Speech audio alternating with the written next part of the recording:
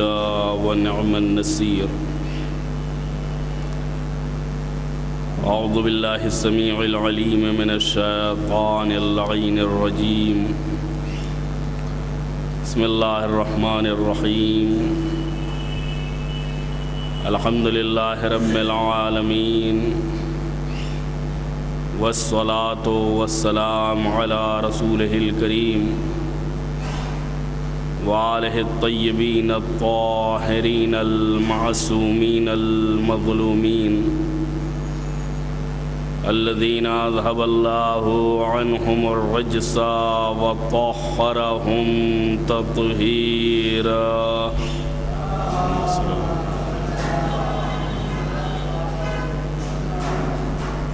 أما بعد فقد قال أمير المؤمنين علي بن أبي طالب عليه الصلاة والسلام: إنما هو عيد لمن قبل الله صيامه وشكر قيامه، وكل يوم لا يعصى الله فيه فهو يوم عيد. ماہ مبارک رمضان چند منٹ اور چند سیکنڈ کا مہمان ہے. اس کے بعد عید کا تصور اور ایک عید وہ ہوتی ہے جو ہماری نگاہ میں عید ہے، اور ایک عید وہ ہوتی ہے جو خدا اور رسول اور ائمہ معصومین علیہم السلام کی نگاہ میں عید ہے. چنانچہ ہمارے یہاں عید کا تصور بے تحاشا خوشی اور خوشی کا اظہار، نئے کپڑے، نیا لباس، اور اسی کے ساتھ ساتھ ایک دوسرے سے گلے ملنا، اور اس کے بعد ہر کام کے سلسلے میں آزاد ہو جانا کہ آج سب جائز ہے. وہ مجمع جو مسجدوں میں ملتا ہے وہ ایسی جگہوں پہ دکھائی دیتا ہے جہاں نہیں جانا چاہیے تھا.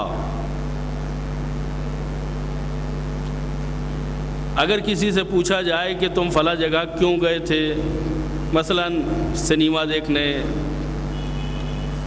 پکچر دیکھنے، تو یہی کہا جاتا ہے، جواب دیا جاتا ہے کہ ایک مہینے کی پابندی کے بعد اب تو عید کا دن آیا ہے، اور عید کے دن تو خوشی منائیں گے. آج کے دن بھی اگر خوشی نہ منائی تو پھر کس دن خوشی منائی جائے گی؟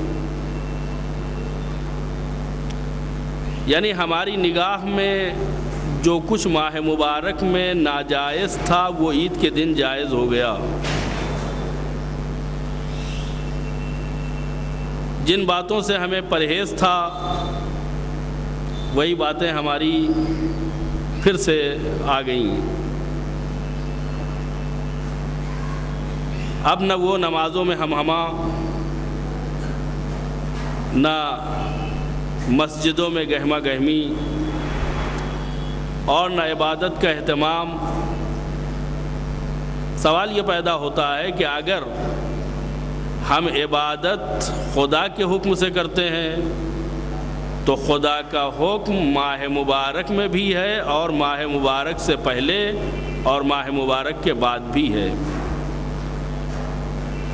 اور اگر اپنی پسند کی بنیاد پہ کرتے ہیں کہ روزہ ہمیں پسند ہے اس لیے نماز بھی پڑھ لیتے ہیں، تو خدا کے یہاں پسند نہیں چلتی ہے، اپنی پسند کا کوئی تعلق نہیں ہے. خدا کے ہاں خدا کی پسند چلتی ہے. وہ جو کچھ کہہ دے،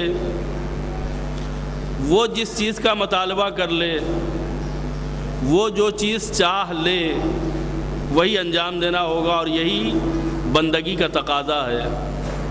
ہم بندے ہیں، وہ مالک، وہ حکم دے گا، ہم عمل کریں گے.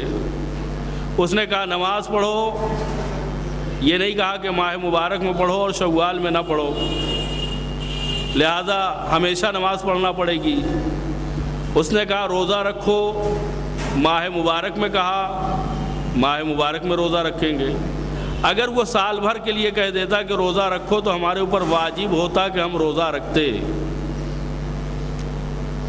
ایک مہینے کی عبادت ہے روزہ۔ پہلی ماہ مبارک سے جو عمل ہم نے شروع کیا تھا، آج ہمارا 30واں دن ہے۔ 30ویں دن کا مطلب کیا ہوتا ہے؟ مہینہ مکمل۔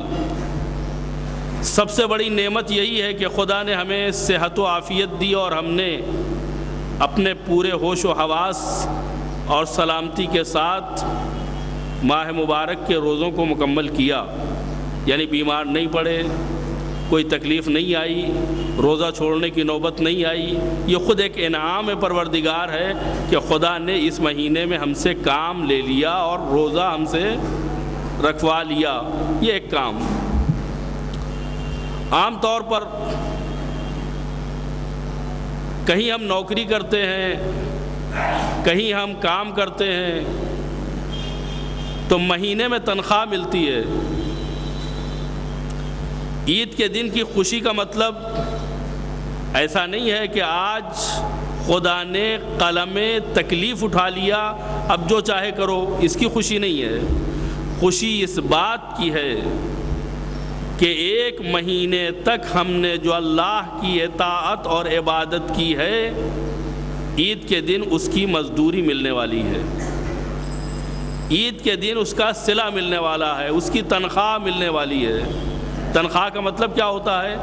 جو ہمارے تقاضے ہیں، جو ہمارے بدنی اور جسمانی تقاضے ہیں، جو روحانی تقاضے ہیں، ان کو خداوند عالم بطور پیمنٹ اور تنخواہ ہمیں حوالے کرتا ہے۔ عزیزان گرامی، ایک مہینے تک ہم اپنے آپ کو شیطان سے بچائے رکھے۔ ہم نے گناہ نہیں کیا، ہم نے اللہ کی نافرمانی نہیں کی، ہم نے اس کی معصیت نہیں کی، جو کچھ اس نے کہا ہم نے اسے انجام دیا۔ اس نے کہا دن بھر کھانا نہ کھانا، ہم نے مان لیا۔ اس نے کہا دن بھر پانی نہ پینا، پیاس کے باوجود ہم نے پانی نہیں پیا، یعنی وہ کہتا رہا، ہم کرتے رہے۔ تو ایک مہینے تک ہم نے اپنے آپ کو ہر دن محفوظ رکھا۔ اب جس دن ہمیں تنخواہ مل رہی ہے، تنخواہ ملنے کا مطلب یہ ہے کہ جیب بھری ہوئی ہے۔ تنخواہ ملنے کا مطلب ہے کہ ہماری جیب بھری ہوئی ہے۔ جب جیب بھری ہوئی ہے تو ہمیں بہت زیادہ احتیاط سے کام لینا چاہیے کہ کہیں یہ جیب کٹ نہ جائے،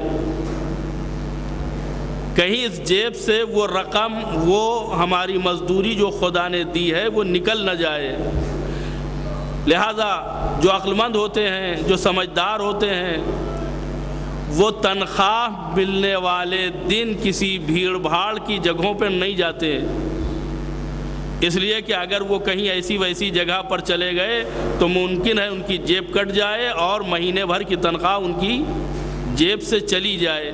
ظاہر سی بات ہے کہ مہینے بھر کی تنخواہ کا جانا اور ہے اور سال بھر کے بجٹ کا ضائع ہو جانا اور ہے۔ یعنی اگر ہم مادی اعتبار سے کہیں نوکری کرتے ہیں، کام کرتے ہیں، تو ایک مہینے کی تنخواہ ہمیں ہر مہینے ملتی ہے۔ یعنی اگر ایک مہینے کی تنخواہ ہماری جیب سے چلی جائے تو ہماری معیشت کا اور ہمارے اقتصاد کا بیلنس بگڑ جائے گا۔ جائے کہ ماہ مبارک کے بعد جو عید کا دن آ رہا ہے، اس دن ایک مہینے کی تنخواہ نہیں مل رہی ہے بلکہ سال بھر کا بجٹ مل رہا ہے۔ ماہ مبارک میں جو ہم نے روزے رکھے، عید کے دن جو ہمیں مزدوری مل رہی ہے، یہ مزدوری ایک مہینے کے لیے نہیں مل رہی ہے بلکہ سال بھر کے لیے مل رہی ہے۔ یعنی 11 مہینے ہمیں اسی بجٹ کے ذریعے سے اپنے آپ کو بابرکت رکھنا ہے۔ تو جب بجٹ اتنا مہنگا ہو اور اتنا قیمتی ہو تو انسان کو مزید اس سلسلے میں کوشش کرنا چاہیے کہ اس کی جیب کٹنے نہ پائے، اس کا مال ضائع نہ ہونے پائے، جو کچھ اس کو قیمتی چیز ملی ہے وہ کھونے نہ پائے، کوئی ایسی جگہ وہ انتخاب نہ کرے، کہیں ایسی جگہ پر نہ جائے جہاں بھیڑ بھاڑ زیادہ ہو اور جیب سے وہ رقم نکل جانے کا خطرہ ہو یا جیب کٹ جانے کا خطرہ ہو۔ یہ ایک مثال ہے۔ ہم نے 1 مہینے تک جو اللہ کی عبادت کی، عید کے دن ہمیں تنخواہ مل رہی ہے، بجٹ مل رہا ہے، خدا ہمیں اپنے ہدایہ اور اپنے عطایا سے نواز رہا ہے۔ اب ہماری ذمہ داری یہ ہے کہ ہم اسے مضبوطی سے پکڑ لیں، کہیں یہ ضائع نہ ہونے پائے۔ اگر پہلے ہی دن ہم نے اللہ سے برکتیں بھی لی اور گناہ کی جگہ پر بھی پہنچ گئے، ہم نے اللہ سے نعمتیں بھی حاصل کی اور نماز بھی چھوڑ دی، ہم نے اللہ سے اس کی دی ہوئی عطایا اور ہدیہ بھی لیا اور اس کی نافرمانی بھی کی، تو یقیناً ہم سے زیادہ گھاٹے میں کوئی نہیں ہے۔ عزیزان گرامی، آپ تصور کر سکتے ہیں کہ 11 مہینے کے لیے جو ماہ مبارک کی ہمیں تنخواہ ملی ہے وہ کتنی قیمتی ہے۔ اب سال بھر سے پہلے نہ یہ ایام آنے والے ہیں، نہ یہ دن پلٹنے والے ہیں۔ انسان لاکھ کوشش کرے، لاکھ صحیح کرے، لیکن یہ دن، یہ برکتیں، یہ رحمتیں اسے دوبارہ سال بھر سے پہلے نصیب ہونے والی نہیں ہیں۔ لہذا اس کی کوشش یہ ہونا چاہیے کہ جب تک یہ ایام رہے ان کی قدر و قیمت پہچانے، اور جب یہ ایام چلے جائیں، رخصت ہو جائیں، ہم سے چھن جائیں، تو جو اس کے بدلے میں ہمیں بخشش ملی ہے، اس کے بدلے میں جو ہمیں مغفرت ملی ہے، اس کے بدلے میں جو ہمارے گناہ معاف ہوئے ہیں، ان کو ہم سنبھال کے رکھیں۔ کہیں ایسا نہ ہو کہ ہم جو پاک و پاکیزہ بنا دیے گئے ہیں، ہم جو طیب و طاہر بنا دیے گئے ہیں، کسی گناہ کی وجہ سے پھر آلودہ ہو جائیں، اور ظاہر سی بات ہے جب ہم آلودہ ہو جائیں گے تو پھر سال بھر گناہ نہیں بخشے جائیں گے جب تک ماہ مبارک رمضان نہ آ جائے اور اس کی برکتوں سے ہم دوبارہ فیضیاب نہ ہو سکیں۔ لہذا یہ ایام بھی قیمتی اور یہ ملنے والی بخشش بھی قیمتی، انہیں ہمیں سنبھال کے رکھنا ہے۔ عید کی بڑی خوشی ہوتی ہے، ماہ مبارک کی جو خوشی ہے اس سے کہیں زیادہ عید کی خوشی ہے، اور اگر 29 کا چاند ہو جائے تو خوشی دوبالا ہو جاتی ہے، سرپرائز۔ لیکن 30 کا بھی اگر چاند ہوتا ہے تو بھی عید کے آنے کی خوشی ہوتی ہے۔ اگر ہمیں خبر ملنے میں دیر ہو جائے، معلوم ہوا کہ آدھی رات میں خبر ملے یا دوسرے دن دوپہر میں خبر ملے کہ آج عید ہے، کتنا برا لگتا ہے۔ پہلے سے معلوم ہوتا، ہم نہاتے دھوتے، تیاری کرتے، پاک و پاکیزہ لباس پہنتے، عیدگاہ جا کر کے دوگانہ ادا کرتے۔ یعنی اگر ایک دن کا آدھا حصہ ہم سے یوں ہی ضائع ہو جائے تو ہمیں غصہ آتا ہے۔ یہ چاند نکلنا تھا تو پہلے ہی کیوں نہیں معلوم ہو گیا؟ رات ہی میں کیوں اطلاع نہیں ہو گئی؟ یہ دن کے آدھے حصے کے گزر جانے کے بعد کیوں ہمیں بتایا جا رہا ہے؟ غصے کی کیفیت ہوتی ہے۔ اس کا مطلب یہ ہے کہ ہماری نگاہ میں عید کی کوئی حیثیت ہے، ہم عید کو مس نہیں کرنا چاہتے، ہم عید کو اپنے ہاتھ سے جانے نہیں دینا چاہتے۔ لیکن ایک بات یاد رکھیے گا، یہ عید جو ماہ مبارک کے بعد آتی ہے، یہ عید 1 گھنٹے کی عید ایک دن کی عید ہوتی ہے، یہ عید ایک یوم کی عید ہوتی ہے۔ اس کے شب و روز 24 گھنٹے کے ہوتے ہیں، یعنی ابھی مغرب سے اس کی شب کا آغاز ہوگا صبح صادق میں شب ختم ہوگی، دن کا آغاز ہوگا، اور کل جا کر کے مغرب کے وقت عید کا دن تمام ہو جائے گا، ختم ہو جائے گا۔ یعنی کل 24 گھنٹے ہیں۔ اس 24 گھنٹے کی سعادت کو حاصل کرنے کے لیے ہم کتنا ناراض ہوتے ہیں کہ پہلے سے کیوں نہیں بتایا، پہلے سے معلوم ہوتا تو کیا کرتے، اہتمام کرتے، عید کو انجوائے کرتے، عبادت میں گزارتے۔ آئیے وہ ترکیب کہ جو ایک دن کے بجائے ہمارا ہر دن عید کا دن قرار پائے۔ ہم ایک دن کے عید کے لیے ترس رہے ہیں۔ مولا کائنات حضرت علی ابن ابی طالب علیہ السلام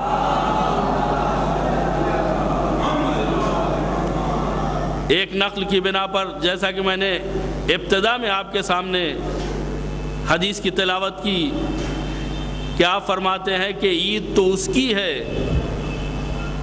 انما ہوا عید لمن قبل اللہ صیامہ، عید اس کی ہے جس کے روزوں کو خدا قبول کر لے، وشکر اللہ قیامہ، اور جس کی شب بیداری اور عبادت کو خداوند عالم مقبول بنا دے، عید اس کی ہے۔ اس کے بعد ایک جملہ فرماتے ہیں جو ہمارے لیے انتہائی اہم، فرماتے ہیں ان کل یوم لا یعصی اللہ فیہ فہو یوم عید، ہر وہ دن جس دن اللہ کا گناہ نہ کیا جائے، خدا کی نافرمانی نہ کی جائے، وہ دن عید کا دن قرار پاتا ہے۔ یعنی وہ رہبر، وہ امام، وہ ہادی جس کے پیچھے چلنے کو ہم اپنے لیے سعادت اور توفیق سمجھتے ہیں، اس کی ذات کے اوپر ہم فخر و افتخار کرتے ہیں، اس کی نگاہ میں ہمارا عید کا دن اس وقت ہوتا ہے جب ہم سے کوئی گناہ سرزد نہ ہو۔ یعنی اگر آج بھی ہم سے کوئی گناہ سرزد نہیں ہوا تو علی کی نگاہ میں آج بھی عید کا دن، اور پرسوں بھی اگر ہم سے گناہ سرزد نہ ہو، کل تو عید ہے ہی، پرسوں بھی اگر ہم سے گناہ سرزد نہ ہو تو وہ بھی عید کا دن۔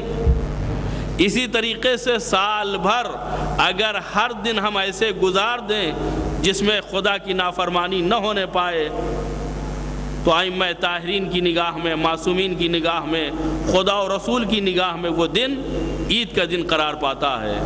اس کا مطلب کیا ہوا کہ عید اور گناہ میں ایک رابطہ پایا جاتا ہے۔ اگر گناہ نہیں ہے تو عید ہے، اور اگر گناہ ہے تو عید نہیں ہے۔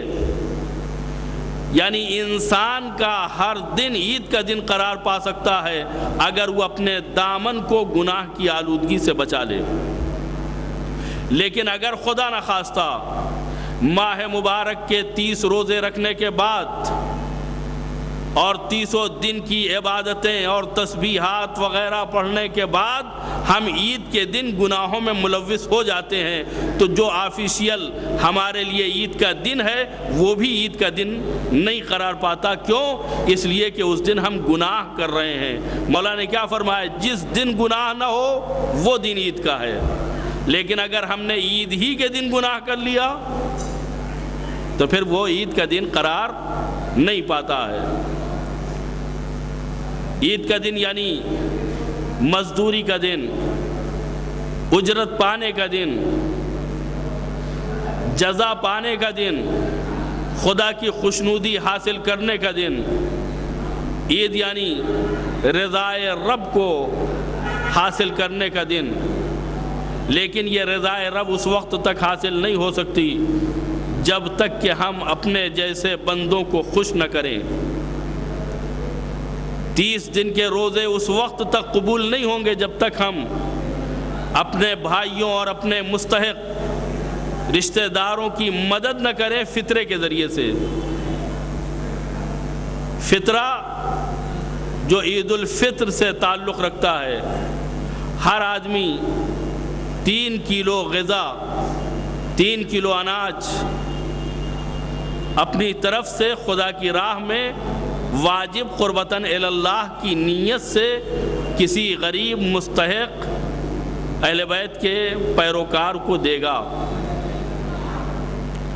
اور روایتوں میں ملتا ہے کہ اگر کوئی شخص فطرہ ادا نہیں کرتا ہے تو اس کے ماہ مبارک کے روزے معلق رہتے ہیں، جب تک وہ فطرہ ادا نہیں کیا جائے گا تب تک وہ روزے قبول نہ ہوں گے۔ ادھر فطرہ ادا کیا گیا اور ادھر روزے اگر قبول ہونا ہے تو قبول ہو جائیں گے۔ یعنی روزوں کی قبولیت منحصر ہے فطرہ دینے کے اوپر۔ فطرہ جو ہے 3 کلو اناج ہے یا 3 کلو اناج کی قیمت ہے۔ مثلا گیہوں ہم زیادہ کھاتے ہیں، روٹی زیادہ استعمال کرتے ہیں، لہذا 3 کلو گیہوں آج اچھے قسم کا گیہوں لینے کے لیے جائیے تو 20 روپے کلو آپ کو مل جائے گا۔ 3 کلو 60 روپے کا، لہذا یہ 60 روپے کسی غریب بھائی کو ہمیں دینا ہے فطرے کے عنوان سے۔ ایک بات یاد رکھیے گا کہ فطرہ جب نکالیے گا تو ہر فرد کو نیت کرنا ضروری ہے گھر میں، چاہے وہ بڑا ہو چاہے وہ چھوٹا ہو۔ اگر وہ نیت کر سکتا ہے تو نیت کرے گا، اور اگر اتنا چھوٹا بچہ ہے کہ اس کی سمجھ میں نیت وغیرہ کچھ نہیں آ سکتی تو اس کی طرف سے اس کے پیرنٹس نیت کریں گے، اور نیت کرنے کے بعد یہ چیز نکالی جائے گی۔ اور اس کی شرط یہ ہے کہ انسان پہلے اپنے رشتہ داروں میں، اپنے قریبی افراد میں دیکھے کہ اگر کوئی مستحق ہے تو اپنا فطرہ اس کو پہنچائے۔ اس کے 2 ثواب ہیں، ایک تو غریب کی مدد کی، دوسرے غریب رشتہ دار کی مدد کی۔ غریب رشتہ دار کی مدد کرنا یہ صلہ رحمی کہلاتا ہے، اور صلہ رحمی سے انسان کی عمر میں بھی اضافہ ہوتا ہے اور انسان کے مال میں بھی اضافہ ہوتا ہے۔ لہذا پہلے اپنے خاندان میں دیکھیے، اگر کوئی غریب ہے مستحق ہے تو اس کو دیجیے، خاندان میں نہیں ہے تو دوست احباب، ملنے جلنے والے پڑوسی، اگر ان میں سے کوئی مستحق ہے تو ان کو دیجیے، اور اگر کوئی نہ ملے تو پھر کسی ادارے میں جا کر کے آپ دے دیجیے، وہ آپ کی طرف سے کسی غریب کو پہنچا دیں گے۔ لیکن پہلی ذمہ داری، پہلی فرصت میں آپ اپنے ہاتھ سے اپنے قریبی شناسہ مستحق کو پہنچائیے، اس لیے کہ جن کو آپ جانتے ہیں شاید ان کو دوسرے نہ جانتے ہوں، اور اگر آپ ان کی مدد نہ کریں تو شاید دوسرے ان کی کوئی مدد نہ کر سکیں۔ کسی کے ہاتھ میں اس نیت سے جو آپ نے نکالا ہے فطرہ کہ ہم فطرہ دے رہے ہیں، ضروری نہیں ہے کہ اس کو بتائیے کہ یہ فطرہ ہے۔ یہ کہنا ضروری نہیں ہے کہ ہم آپ کو فطرہ دے رہے ہیں، ہو سکتا ہے اس کو برا لگے، ہو سکتا ہے اسے اچھا نہ لگے، ناگوار گزرے، اس کی عزت کے اوپر حرف آ جائے، لہذا اس کو فطرہ کہہ کے دینے کی ضرورت نہیں ہے۔ ایک بات اور بھی ہو سکتی ہے کہ جب اعلان ہو گیا کہ 60 روپے فطرے کے ہیں، تو اگر آپ 60 روپے دینے جائیے گا تو وہ سمجھ جائے گا کہ یہ فطرہ ہے، ہو سکتا ہے نہ لے۔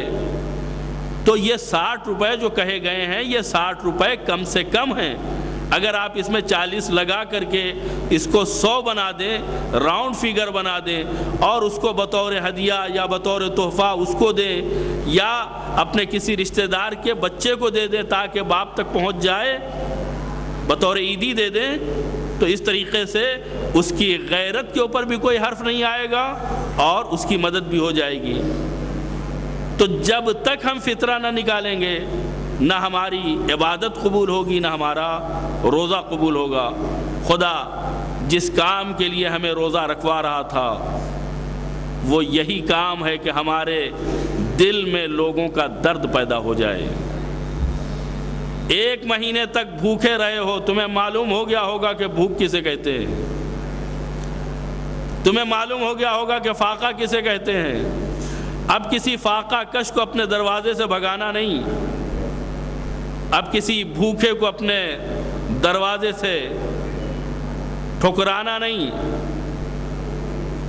تمہیں معلوم ہو گیا ہے کہ بھوک کیا ہے۔ خداوند عالم نے اسی بھوک کے مزے کو چکھانے کے لیے امیر کے اوپر بھی روزہ واجب کیا ہے، غریب کے اوپر بھی روزہ واجب کیا ہے۔ جب تمہیں بھوک کا مزہ معلوم ہوگا تو لوگوں سے ہمدردی پیدا ہوگی، اور اگر تمہارے ہاتھ میں کچھ نہ ہوگا تو اگر ایک روٹی بھی ہے تو تم اسے دعوت دو گے کہ آؤ بھائی آدھی روٹی ہم کھاتے ہیں آدھی روٹی تم کھاؤ، کم سے کم اتنی ہمدردی تو پیدا ہو ہی سکتی ہے۔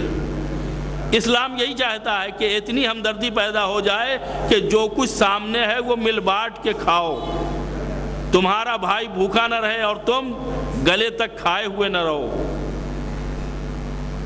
ایک آدمی اتنا کھا لیتا ہے کہ اسے بے چینی ہوتی ہے اور پیٹ کے بھرے ہونے کی وجہ سے، شکم پوری کی وجہ سے اسے نیند نہیں آتی ہے۔ دوسرا بھائی اتنا بھوکا ہوتا ہے کہ بھوک کی وجہ سے اسے نیند نہیں آتی ہے۔ آیا کسی کے لیے جائز ہے کوئی اتنا کھا لے کہ کھانے کی وجہ سے اسے نیند نہ آئے، جبکہ اس کا پڑوسی، اس کا بھائی، اس کا رشتہ دار، اس کا قریبی ساتھی بھوک کی تکلیف کو برداشت کر رہا ہو؟ عزیزو، نمازیں اہم ہیں، روزے اہم ہیں، عبادتیں اہم ہیں، لیکن ان سب عبادتوں میں، ان سب ریاضتوں میں سب سے اہم دوسروں کی خدمت، دوسروں کی مدد اور دستگیری ہے۔ یہ آپ کے ہاتھ سے نہ جانے پائے۔ اگر کسی نے آپ کے سامنے دست سوال پھیلا دیا تو اسے ٹھکرائیے گا نہیں، جتنا ممکن ہو سکے اسے دیجیے گا، اس لیے کہ یہ آپ اس کو نہیں دے رہے ہیں بلکہ اپنی آخرت کے لیے جمع کر رہے ہیں۔ یہ اس کا احسان ہے کہ وہ آپ سے آپ کی رقم لے کر کے آپ کے نام عمل میں اس رقم کو کنورٹ کر رہا ہے، اس رقم کو بھیج رہا ہے۔ لہذا ہماری ذمہ داری ہے کہ ہم ماہ مبارک اور عید کے حقائق کو پہچانیں اور اس کی روح سے آشنا ہوں، آگاہ ہوں، اس لیے کہ خالی خولی سجدوں میں کچھ نہیں رکھا ہے جب تک کہ انسانی ہمدردی انسان کے دل میں نہ پیدا ہو جائے۔ میں نے ابتدائے ماہ مبارک میں آپ کے سامنے حدیث پڑھی تھی کہ ماہ مبارک میں جنت کے دروازے کھل جاتے ہیں اور دوزخ کے دروازے بند ہو جاتے ہیں، اور شیطان کو مقید کر دیا جاتا ہے، شیطان کو بند کر دیا جاتا ہے۔ ابھی غروب کے ساتھ ساتھ شیطان کھلنے والا ہے۔ یہ 1 مہینے کا بھوکا پیاسا شیطان کہیں آپ پر مسلط نہ ہو جائے، اسے بڑا غصہ ہے، 1 مہینے تک بندھا رہا ہے، یہ جب نکلے گا تو اسے آپ کے اوپر بڑا غصہ ہوگا کہ اس کی غیر موجودگی میں آپ نے بڑی نمازیں پڑھی ہیں، بڑے روزے رکھے ہیں، بڑی خیرات کی ہے، یہ سارا انتقام کل کے دن لے گا۔ آج رات سے لے کر کے کل دن تک اس کا انتقام پورا ہوگا۔ عقل مند ہیں وہ افراد کہ جو 1 مہینے کی کمائی کو بچانے کے لیے شیطان کے پھیر میں نہ آئیں گے، اور بدبخت ہیں وہ افراد کہ جو 1 مہینے کی اللہ کی بخشش کو 1 رات میں شیطان کے ساتھ جوئے میں اڑا دیں، اس لیے کہ اس بخشش کا ضائع ہو جانا یہ 1 منٹ کی معصیت کے برابر ہے۔